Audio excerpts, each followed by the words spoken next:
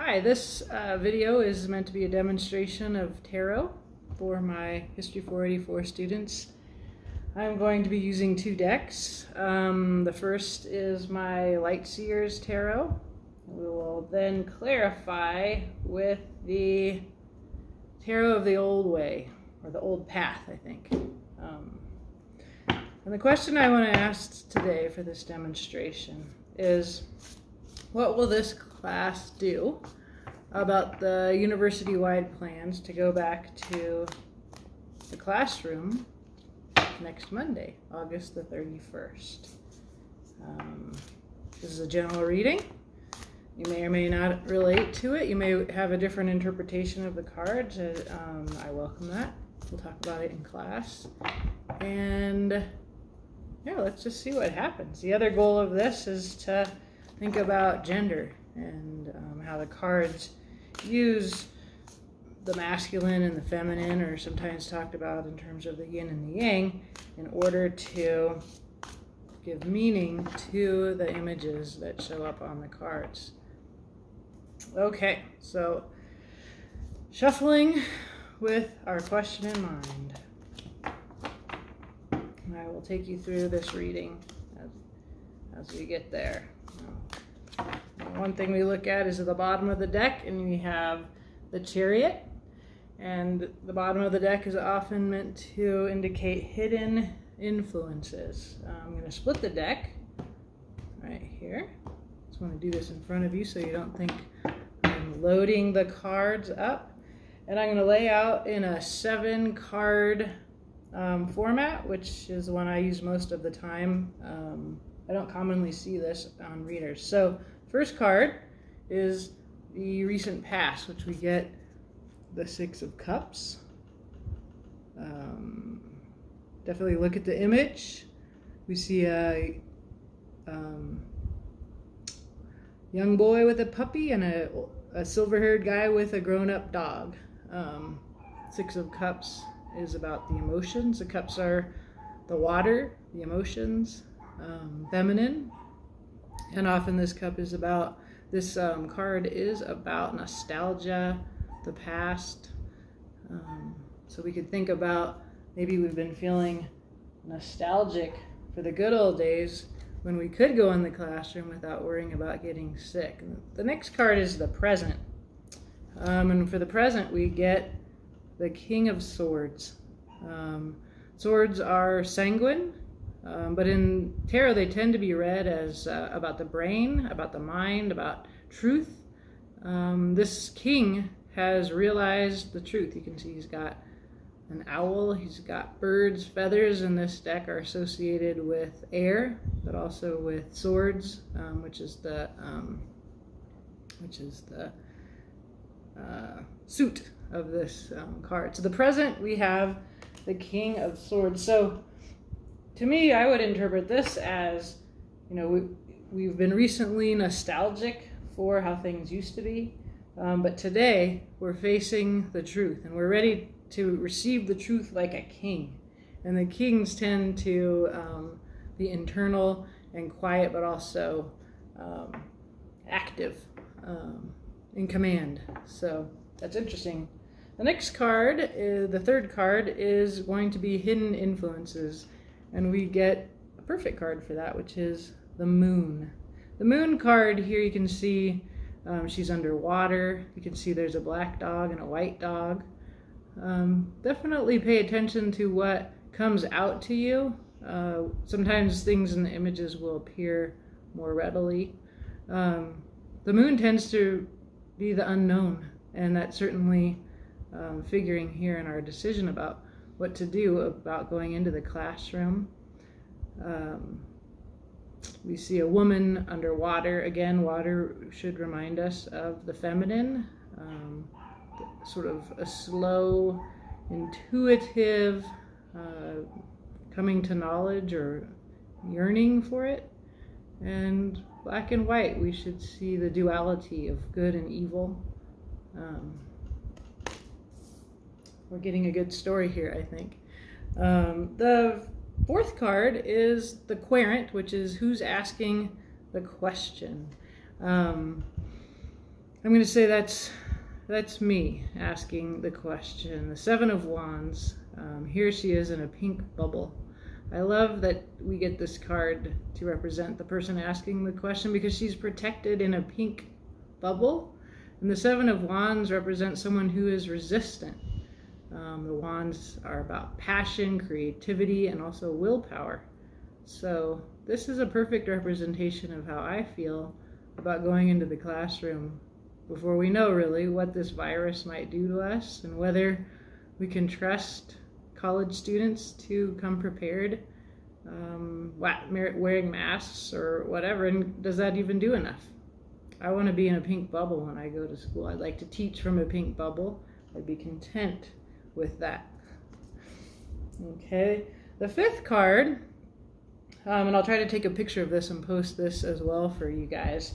The fifth card represents the people around us. It can be one person, it could be many people, and so the card we get, interesting, we get the world. So the world tends to mean that we're at the end of a cycle, that we've completed something. But I also see another protective circle, and I see a young person. And this card also reminds me kind of learning in school. Like, it makes me think about math class or geometry in some way. So to me, this represents the students. I wonder what you think this represents. Okay, now the next card is card number 6 of 7, and this card is a card of advice. Now the advice is something that we can take or leave, and the final card will be the outcome. And as tarot readers always emphasize, this can change because we have free will. So what's our advice? Our advice is the 9 of Wands. I love this card. I love the image in the card.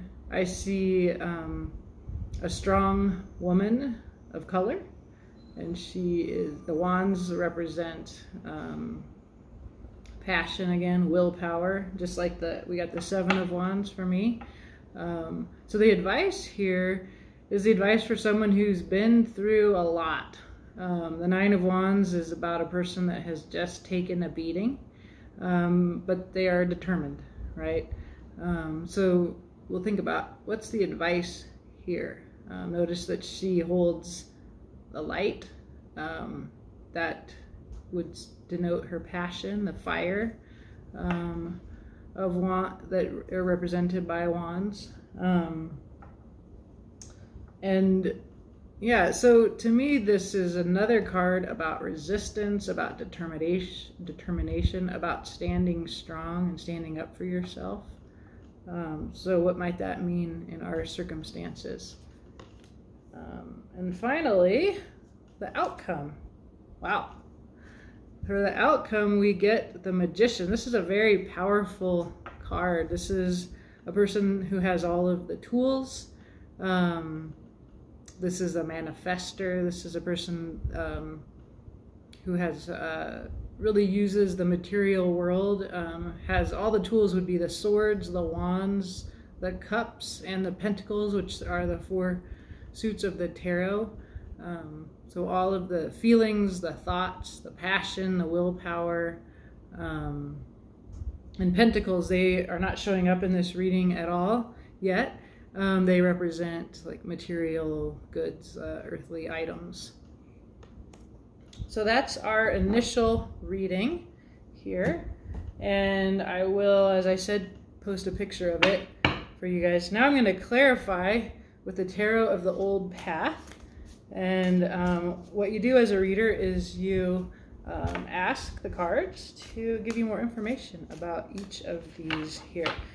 Right now, the story I see laid out before me is that although we were nostalgic for the past when we could go to school, now we're the King of Swords. We're facing facts. We're facing reality, which is what is the truth, right? What is reality here? There's confusion, right? With the moon, it gives us this sort of atmosphere of uncertainty, and we don't really know what's going to happen. The person asking the question is protected in a pink bubble and has resistance, right? She's turning inward to her own counsel.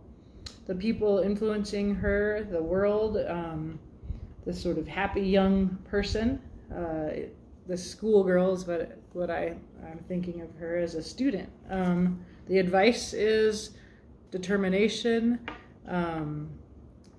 learned from experience, to be determined, to be strong, to be resolved, and the result is to become the magician, which is very powerful, and you have everything that you need. So I'm going to say that for me, this is telling me to do what feels right to me, and to you, what feels right to you, if this were your reading. So let's look at if we can find out anything more. Let's start with, I usually don't want to clarify the past because I know what the past is. If I were doing a reading for somebody else, I don't know your past. I would be more likely to clarify that. I'm going to jump ahead and clarify the meaning of the King of Swords. And we clarify with 3 cards usually, and I'm putting them down. Wow, okay. So the cards are, we get the Hangman, which in this deck is called the Lone Man. And this card is about changing your perspective and not taking action.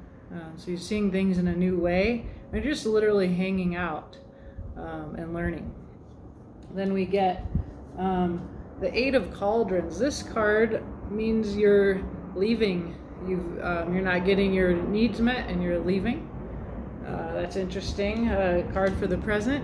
And then thirdly, we get a repetition, which is always very powerful, which is we get the Magician. In this deck is quite a different figure. Remember, this is the initial Magician that we got. So these are explaining and elaborating on the present. And I would agree here in our story that whereas we had like this sort of nostalgia for the past in the recent past here, that we're nostalgic and we wish we could go back to school, that now we're facing the truth, that we have a new perspective, literally hanging out, waiting to see what's going to happen. Are other schools closing? Some people are perhaps leaving school because they don't want it to look, this isn't what they paid for, and things like that. But also the feeling, that again, we have all the tools and we can make the world that we want. So that's a very powerful repetition in this, in the present. Okay, so let's find out about the moon. Maybe we can get a little bit more information about what is underlying here. So the moon, let's clarify what is the hidden underlying energy here. Okay. We get the Queen of Cauldrons. She is the feminine, powerful feminine. She is, the kings and queens. The queens tend to be people that are putting their feelings out there and communicating them, whereas the kings are withholding. They're kind of quiet. They don't need to talk about their feelings. There's a hierarchy in the tarot between male and female, but more currently it's tended to be seen more as like a balance between the masculine and the feminine. But I think it's interesting to wonder, so in the 16th century when these were invented, to have this sort of relations of gender where the king is above the queen in terms of power and intelligence, and is also older and wiser. So we could see that they think that to be open about your feelings is less mature and less powerful than keeping your feelings to yourself. Okay, so we have a queen with feelings. This is our underlying. We have the Seven of Pentacles. This is our first card that has to do with money. It has to do with the material world. This guy has been working hard to grow his garden.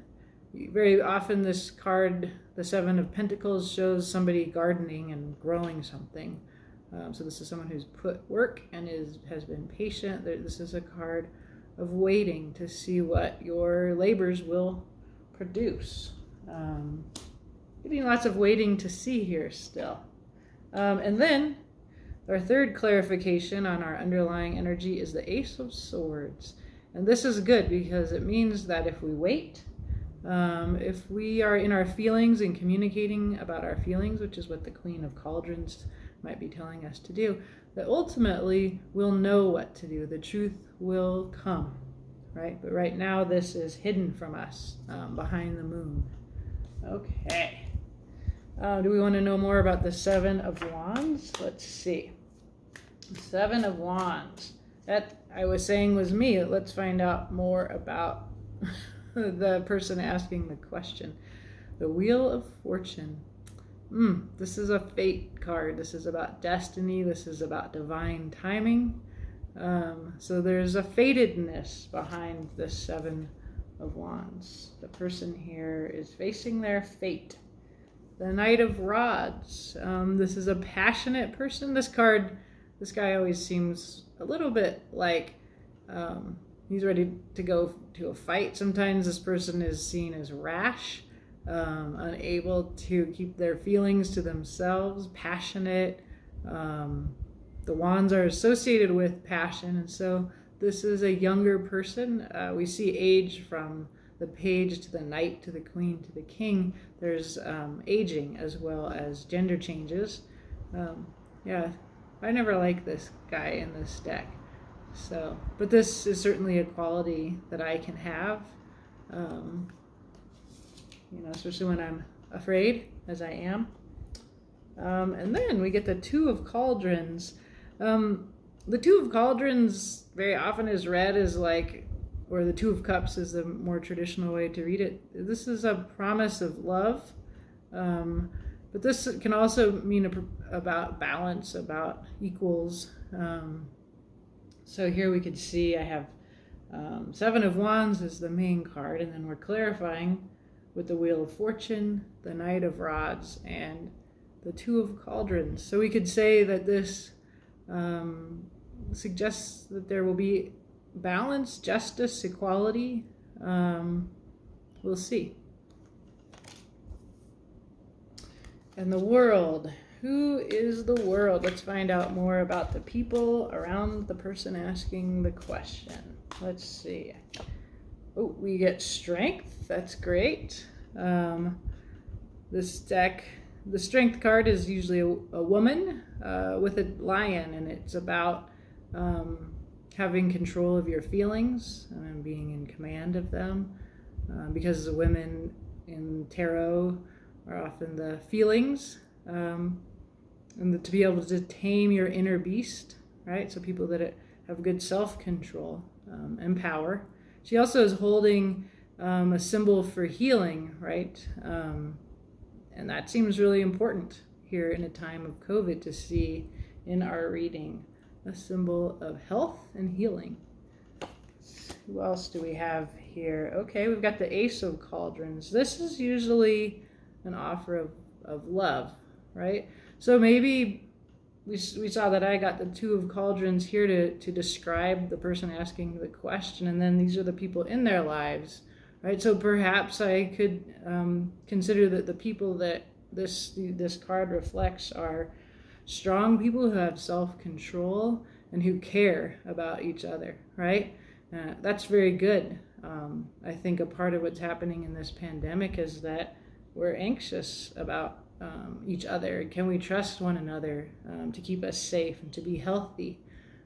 So I'm getting a very good sign here about the people around me, that I have people who have self-control and strength, and also people who are coming from the heart that care. And then finally we have karma. There's a lot going on here. These are cycles of life. Often this card is called Judgment. It's usually the Judgment card in the tarot. There's a lot of dying here and rebirth, but people with judgment, people who have good judgment. I feel like the message that I'm getting in this reading is that the people around us are going to have good judgment, and we could be disturbed by this. It's not the Death card, but there is a lot of souls leaving bodies. I'm going to prefer to read this in a happy way as a card that says, the people around us have good judgment. They're coming from the heart. They have willpower, self-control. Okay, our advice. Remember, we have the 9 of Wands for our advice card, and we will clarify this. Let's see. If I were more comfortable as a tarot reader, I'd just sit here and look at these cards and point out little details to you. And you can see people doing that on YouTube tarot readings. But I'm not that comfortable. This is the first time I've ever recorded myself. So we get the 7 of Cauldrons, which is usually about lots of choices, also projections. We get the Page of Rods or Wands, youthful, passionate person. And like the 9 of Wands, he holds the rod or the wand. So there's a kind of self-protection here. This is the 7 of Cauldrons. We see someone looking over and watching a bunch of people partying.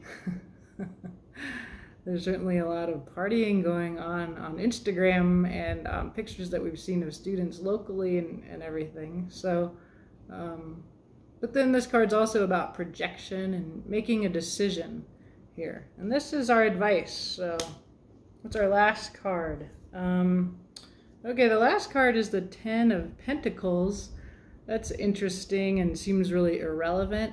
Although definitely we could see that thinking about material goods, our career, the money you're spending, the money that I'm paid, we could be thinking a lot about our pentacles right now as we make a decision about whether or not to go into the classroom and teach there, right? This feels like a very open advice to me, but it does tell me to remember this is my job, this is how I make a living. And since I'm surrounded by people with willpower who are coming from the heart and have good judgment, according to our previous clarification, I feel better about going into the classroom with people like that, or working for an institution that's made up of people like that. All right, so what's the future? If we take this advice, we get the Magician. That's an awesome card, especially since we're talking about what you're learning, what I'm teaching, what I'm learning in the process of working with you, and having all of the tools that we need. This could be referring to Zoom. It could be referring to our masking up, whatever it is. We have all the tools that we need as we make this decision. Okay, we get the 9 of Cauldrons. This is about fulfillment, that we can have a fulfilling experience, whatever decision we make about going into the classroom or not. Interesting. Okay, we get the 5 of Swords. This usually means self-harm, right? This guy's been in battle. There's this Joker behind him. Not a very comforting card, but you can always read the tarot in a way to reassure you. And finally, we get the 5 of Rods. Chaos. I see 2 cards that show me chaos. That's not very reassuring. And then we could see a rich person getting really fat, eating all this, drinking all this. So, I'm a little bit uncomfortable about the future after I do this reading, just based on this chaos. This becomes to look a little darker and more sinister to me. I mean, should I go back and read all of the sparkles of light as COVID in the air and aerosol forms of corona? Should I stay in my pink bubble at home on Zoom? Should the people around me, should you, my students, also stay protected in your circle? I think we should talk more about this in class. I hope you've enjoyed this tarot reading.